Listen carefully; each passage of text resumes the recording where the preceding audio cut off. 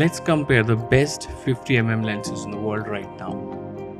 These are near perfect lenses, therefore I wanted to find fault in them by pixel peeping, but in the real world conditions you are not likely to see the imperfections that I will show you here.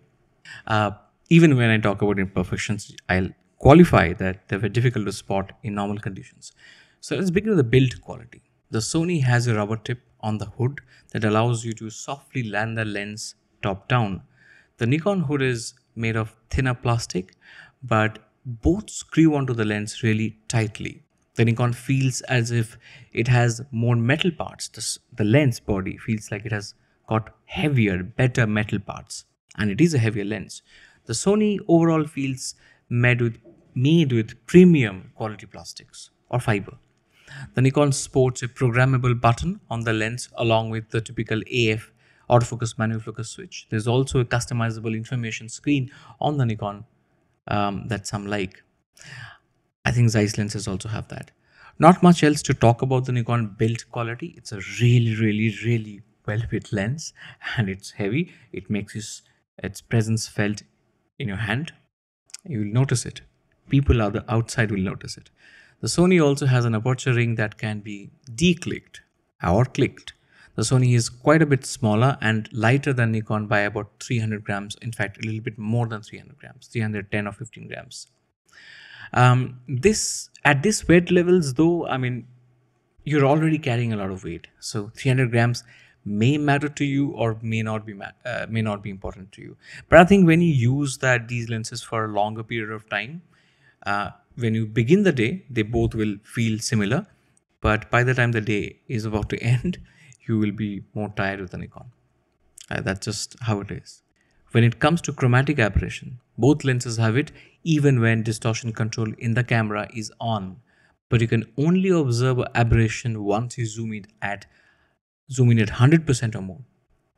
But what happens when you actually zoom in? One big difference between the Sony and the Nikon is that the Sony has both purple and green fringing, while Nikon has only some green fringing and almost no purple fringing, which makes it slightly easier for the software to clean it up and to deal with it in the post. Now, as you stop down to 1.4, Sony actually retains a bit more of that purple fringing than the green fringing. For Nikon, you only see a reduction in the overall fringing, which is green in color. At 1.8, there's practically no fringing unless you zoom into 300%. And at 300%, because the Nikon I'm using the Z6 II, it has 24 megapixel sensor, you really wouldn't zoom in 300%. You can zoom in a crop at 300% on the Sony A7 IV because it's got 33 megapixels. But it's only then that you see some aberration. Now, when you stop down to 2.5, these lenses are just perfect. Okay, especially when it comes to longitudinal chromatic aberration, even at 300%. However, the most important takeaway is that when you do not zoom in so close, you're unlikely to see any aberration at all. And that's not true for DSLR lenses or some of the 1-point lenses that both these manufacturers have. I mean, you get very little amount of chromatic aberration on the Nikon 1-point lenses, and only some of them, not all. Especially you get it on the 35 1.8. If you want proof, you can keep looking for chromatic aberration whenever you see images or pictures in this video. Let's talk about sharpness.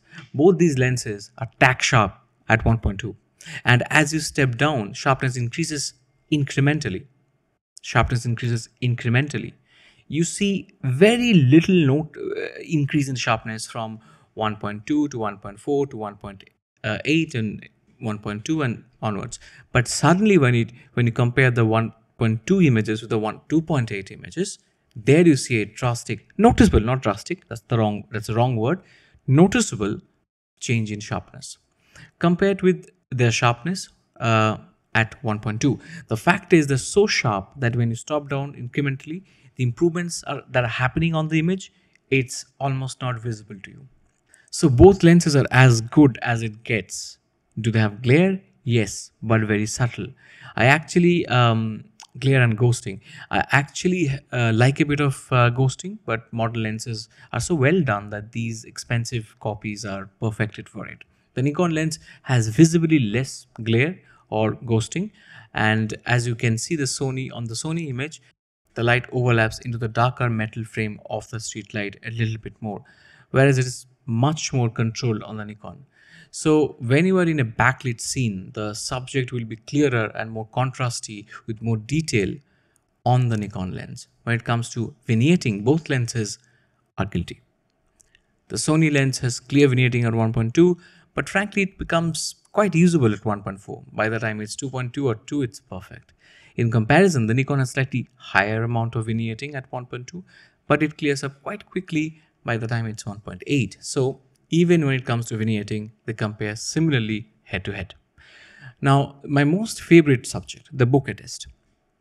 You see, bokeh is subjective, and that's why I like that test, and that because it comes down to subjective parameters and your taste, and that's what I think curator is all about. It's about individuality, and therefore it's not that technical. The background looks slightly smoother on the Sony, at least to my eyes. However, the Nikon seems to have a distinctiveness. It's quite difficult to put a finger on what makes it different.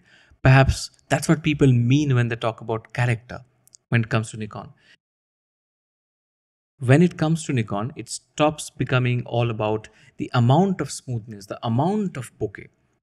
It has a tremendous amount of bokeh because of 1.2 lens, but it stops becoming only about that because of the nature and the character of bokeh. It almost has this painterly look to it, right? Not just smoothness. There's that nervousness in the foliage in the background that makes it feel somewhat painterly. From what I'm seeing, I feel the Sony is more perfect and clinically smoother, but the Nikon just feels different, fresh, something that can surprise you with different rendering in different scenes. And as things change in the background, you may get beautiful, surprising rendering. What about low light autofocus performance?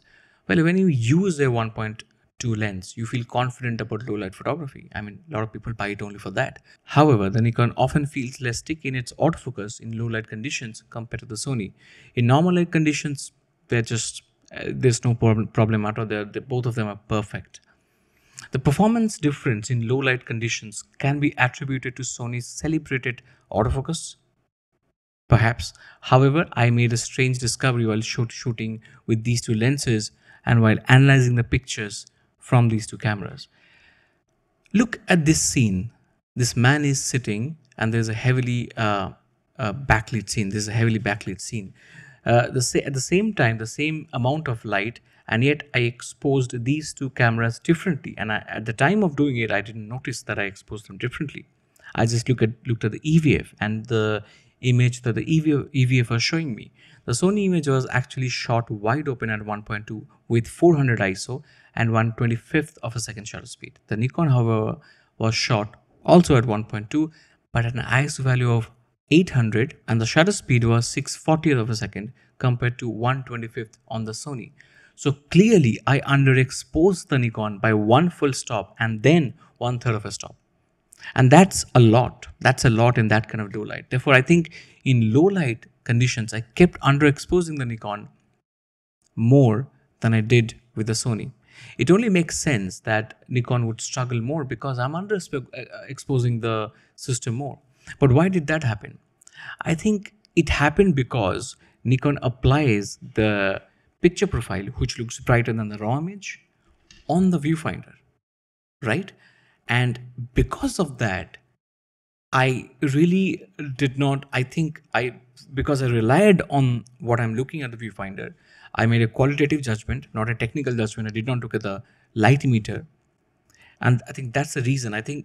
We all need to be a little careful when applying the picture profile on the EVF and shooting on the Nikon, because it seems to lead you to set settings that are underexposed. Just be a little careful about that. And I have addressed the matter separately on a different video. However, I think the Z6 II would have performed better in low light had I sort of maintained the correct settings. As it stood on that day, the Sony 50mm performed slightly smoother in low light than the Nikon. Now let's talk about the experience of shooting with these two lenses, because at the end of the day, it comes down to real life experience, how you felt shooting with these two lenses, and that matters more than just the raw performance because they're so close to each other. By the way, before I get deeper into this subject of the whole point of experience, let's also mm, submit the fact that the Nikon does not have focus breathing and the Sony has. Okay, and there's been a lot of conversation. You can check other videos on that. Now, to come back to the experience of shooting, the relevance of this test is that at least for the Nikon Z mount, the Sony is an adaptable lens with the help of a Megadap ETZ21 adapter. So you can buy either of these lenses and you can use them on the Nikon. That's not true for the Sony, right, system. While holding the camera, the Nikon did feel front heavy at times, but the Sony was better balance on the A7 IV.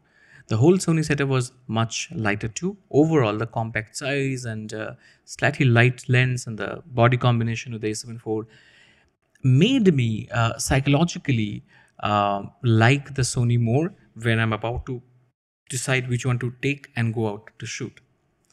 But the Sony focus breathes a lot compared to the Nikon. And that's a huge difference because you're going to just live with this lens. You're going to buy one of these expensive lenses and you're going to live with it. So that's a huge difference. Coupled with the fact that the Nikon has much better controlled glare and feels better built. Also, the bokeh quality has that, I talked about the painterly effect. That's there. But it's not that easy for the Nikon to win, you see, because the Sony has a clicked or declickable aperture ring that the Nikon does not have. The Nikon has a huge footprint, making it tougher to carry and pack. The Nikon is over 300 grams heavier and has a much larger 82 mm filter thread compared to the Sony's surprisingly petite 72 mm. In my view, the Nikon is a more perfect lens that I want in the Sony shape and size, or maybe I want both of them. Both are beautifully designed, both create images, and they just take breathtakingly beautiful images.